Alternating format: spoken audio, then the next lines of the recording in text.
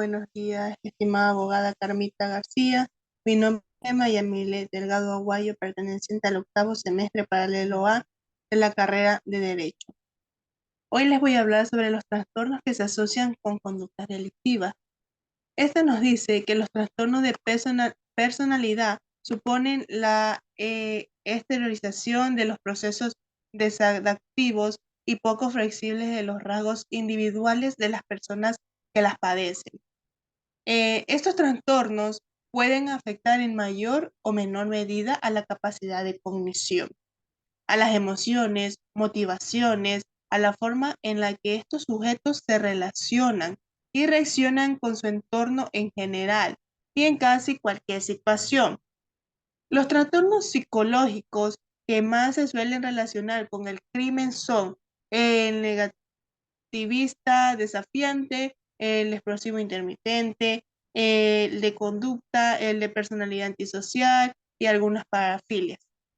Sin embargo, el psicópata es considerado por la criminología como el actor de los crímenes más crueles y presentan unas características definitorias más allá del trastorno de la personalidad antisocial. Cabe recalcar que cada trastorno presenta una sintomología particular, ya que la psicopatología de la enfermedad no puede considerarse un factor de riesgo, sino que en combinación con un contexto desfavorable actúa como un factor de riesgo que incrementa la probabilidad de llevar a cabo una conducta delictiva. Esta relación entre trastorno de personalidad y delincuencia no son elementos únicos de casualidad del fenómeno, ya que la motivación hacia un determinado delito varía según el grado de complejidad de este mismo, y no como un precepto propio de la personalidad anómala, pero puede ejercer ciertas influencias o servir como catalizador al momento de la realización del acto delictivo. La sociedad es incapaz de comprender cómo un sujeto aparentemente normal o que no padece de ningún de estos tipos de trastorno eh, em, tiene la capacidad de cometer actos que no tienen una explicación lógica por la crueldad y violencia que desprenden. De ahí que exista la tendencia a relacionar los sucesos más atroces con el padecimiento de una enfermedad mental. Es decir, la sociedad necesita entender estos acontecimientos y la única manera de alcanzar esa comprensión es mediante el establecimiento de una relación causal entre delito y psicopatología. La salud mental requiere la presencia de una serie de síntomas, entre los que son dignos de mención los siguientes: actitudes positivas hacia uno mismo, estrategias de afrontamiento adecuadas, autonomía y control de situaciones, y por lo último, una percepción correcta de la realidad. Por lo tanto, al igual que las sociedades y las culturas evolucionan, también lo hacen las ciencias psicológicas y psiquiátricas, adaptándose a su tiempo en todo momento. En este sentido, ha habido una importante evolución en torno al concepto de enfermedad mental. Históricamente, la enfermedad mental se relacionaba íntimamente con las prácticas demoníacas, siendo estos enfermos encerrados en hospitales psiquiátricos, al considerarse que su presencia desprendía un gran peligro para el resto de los ciudadanos.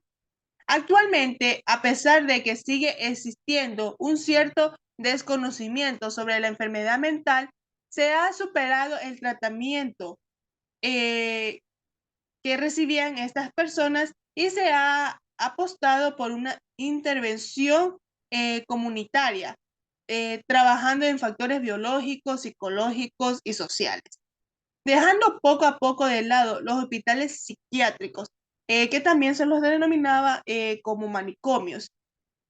Este es un tema de amplia discusión desde hace tiempo. No obstante, tal y como veremos a continuación, los especialistas asocian algunas de las afectaciones mentales con una mayor incidencia a cometer estos actos delictivos. Dentro de la psicología forense existe el estudio de la psicopatología criminal, y es que muchos de los delitos que se cometen parecen estar asociados a distintos trastornos de la personalidad. Les voy a hablar sobre la psicopatología asociada a la conducta delictiva. Partiendo de la perspectiva clínica y en relación a la psicología forense, los trastornos mentales más propensos a perpetrar un delito son aquellos que están relacionados con un alto grado de impulsividad. También tenemos lo que es el trastorno antisocial. Esto nos dice que las personas que padecen trastornos antisociales de la personalidad tienden al desprecio y a la violación de sus derechos. Entre sus rasgos destaca una dificultad continua para adaptarse a las normas sociales. Asimismo, su conducta se asocia a la impulsividad, deshonestidad, mitomanía, irritabilidad, agresividad y ausencia de remordimiento. También tenemos el trastorno explosivo intermitente. El patrón de este trastorno es una impulsividad caracterizada por una excesiva irritabilidad y rabia incontrolada. Los delitos que pueden estar ligados a esta conducta están relacionados con la propiedad y la integridad física.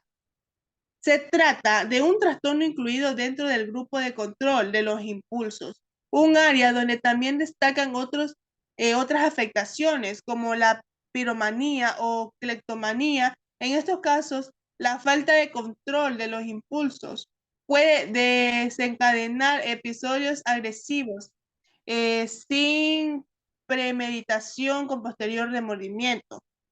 También tenemos lo que es la esquizofrenia paranoide. Este también nos dice que se puede asociar a estos actos delictivos, además de sus características como la pérdida de la realidad, la manía persecutoria y la suspicacia hacia el resto, desencadenando en muchos casos un trastorno antisocial añadido. También tenemos lo que es el trastorno del límite de la personalidad. Esto nos dice que puede llevar a cometer varios tipos de delitos como los hurtos, el tráfico de droga o la conducción temeraria, entre otros. Sin embargo, estos sujetos suelen comprender y reconocer la ilegalidad de sus acciones. Se trata de una conducta marcada por una fuente inestable emocional y pensamientos polarizados que dan lugar a relaciones caóticas e inestables. Como último trastorno que les voy a hablar es el trastorno de depresión. Este nos dice que los síntomas nucleares son la tristeza patológica, anedonia, irritabilidad, apatía y las valoraciones negativas de uno mismo. Y sobre todo lo de los demás y el mundo. La violencia suele ejercerse cuando el sujeto se encuentra en una fase de mejoría. Resulta paradójico, pero es debido a que finalmente el sujeto recupera fuerzas y capacidades para llevar acciones a cabo. Y las conductas más frecuentes son las del suicidio. Muchas gracias. Hasta aquí mi intervención.